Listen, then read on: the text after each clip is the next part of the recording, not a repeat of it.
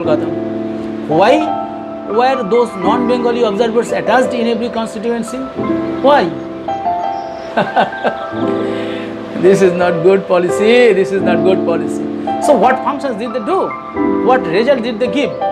Could they produce any positive impact upon the candidates or electorates in the state? Were there any assistants or politically, socially, culturally and educationally sound scholars, researchers, teachers, workers, supporters within the BJP from Bengal itself, that you had to hire them from outside of the state? Were there no any researcher, political analyst or politically sound people in Bengal you had to hire from outside of state, and you thought that with the help of others from outsiders you will win the elections? No, in Bengal it will not happen. Remember this. Right. So next, number 27. Worthless, inept and ignorant pundits worked as guide in BJP. All outside pundits of BJP were worthless. Yes, I am saying that, worthless and ignorant of Bengal's culture, heartbeat and feeling. They were not aware of Bengal's culture. They were not aware of Bengal's heartbeat. They were not aware of Bengal's feelings. So they were all male. They were all like migrant birds. See the list. Sunil Deodhar, National Secretary, was basically from Maharashtra. Binod Taude, another National Secretary, was from Maharashtra. Binod Sonkare, National Secretary of MP from Kaushambi, UP from Allahabad. You see, his election affidavit says that he has 4 cases pending against him, where he has been charged with prompting enmity between different groups on ground of religion, race, place of birth, residence and language, and bribery and illegal payment during elections. Harish Dwivedi, National Secretary and MP from Basti, UP, was born in Basti districts. There were 5 cases against him, where he has been accused of rioting, wrongful restraint and confinement, intentional assault to provide breach of peace. So these are the things, these are the peoples. So there are some other people. So all the above, there are 5 pandits. As that 5 Pandavas came prior to the first phase of elections in Bengal, and after touring in their respective zones, returned to Delhi to report JP Nadda and Amit Shah.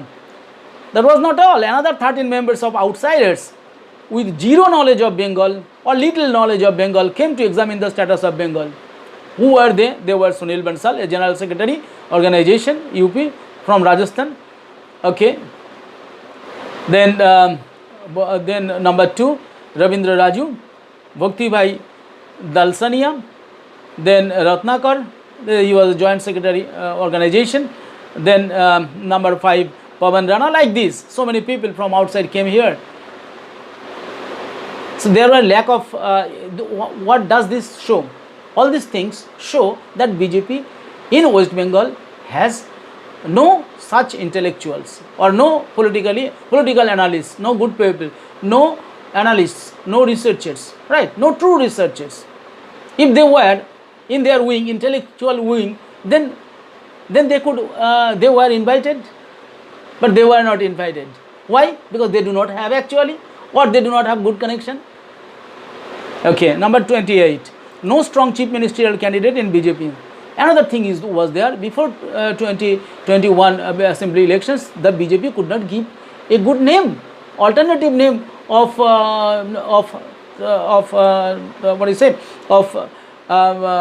chief minister, Mamata Banerjee. So whom the people will give vote? If people do not know prior to that who is going to be our chief minister, then whom they will elect, whom they will give vote.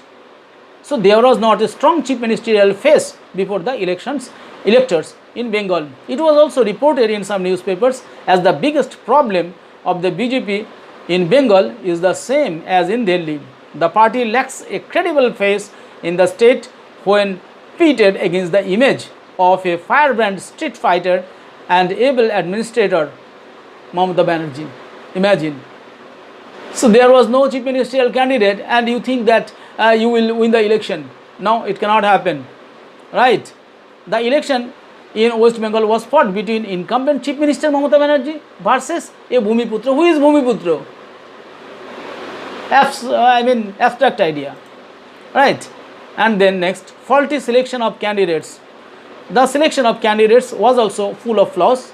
The BJP's decision to field 4 sitting MPs, including Junior Minister Babul Supriya, Loket Chatterjee, Nishit Pramanik, and Rajya Sabha MP Swapan Dasgupta in an upcoming assembly election, that was faulty. They were already MPs. Why you are degrading themselves? Why you are degrading? You don't have any MLA candidate. So what did you do? What did you do in Bengal if you cannot create candidates? Candidates should be in every assembly. You should have 4 candidates, alternative 4 candidates, right? 2 women, 2 men. So that is politics, right? Number 13, internal strife and ego problem among the intellectuals. The internal strife and ego problem among the Bengal's BJP intellectuals caused a great damage to the party. Not only within the intellectuals, there are clashes and violence within 2 groups, old and new members, in Bardhaman and Asansol, even in front of the senior leaders. So there was Nabbo BJP or Purana BJP, there were conflicts, right? Okay. Then paralyzing the general members of the party. The people, number 31, the people who became members of BJP in last 2 to 3 years in Bengal, after having attracted by the charismatic qualities of Prime Minister and his enigmatic fates, were never activated by either virtually or personally. One person who took online membership of BJP in 2018 frustratingly told that only before the elections, one Hindi-speaking telecaller asked for his name, age, date of birth, name of constituency, name of ward and other information, which merely created confusion to the member. He was a BJP member, he took membership online, but what happened? A telecaller, Hindi-speaking telecaller, then he asked all those information from the member. So what kind of party they are running? So they should think about this, right? Not telecallers, party members. They should call, they should inform, they should tell, they should request to come. Otherwise, why people will go? All people are busy nowadays. Intellectuals particularly are very busy. They do not have much time to go and watch and see and remain silent. No. Number 32, BJP failed to increase its dedicated workers and agents in every booth. So the party was successful in making many temporary leaders, but it failed to increase the number of supporters, workers and agents in every booth of Gram Panchayat, every ward of municipalities and borough of corporations who could fight for the leaders and act as spokespersons of the party in local areas. I do not know what is the party base now. I hope that they have increased or they have strengthened their party base in rural areas and municipal ward areas, but they have to strengthen the booth level workers. Okay. Next, number 33, failure to combat the false propaganda of the TMC. The BJP leaders in Bengal could not combat the false propaganda of the TMC party regarding the cleverly renaming of central government sponsored schemes that have ubiquitous effect on the rural livelihood, right? Number 34, TMC's argument in favor of its renaming was enough, but BJP could not counter. And lastly, I must point out that the rift between Adi BJP, old BJP and Nabbo BJP, new BJP, put the last nail to the coffin of BJP's hope of winning the elections. I think this time the BJP will learn lesson from these videos and take action accordingly. And I hope that the viewers, all of you will love this video. You may contact with me. You may I am there to help all of you who seek my suggestion, who seek my studies, result of the study, who seek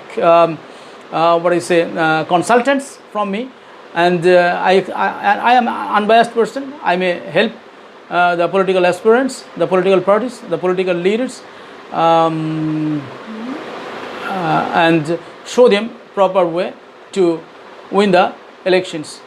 With these words, I would like to conclude here. Maybe it's a big video. I don't know whether you will watch or not, but I expect that the people, the concerned people, will definitely watch and share and like and contact me. Right? Thank you very much. Thank you very much.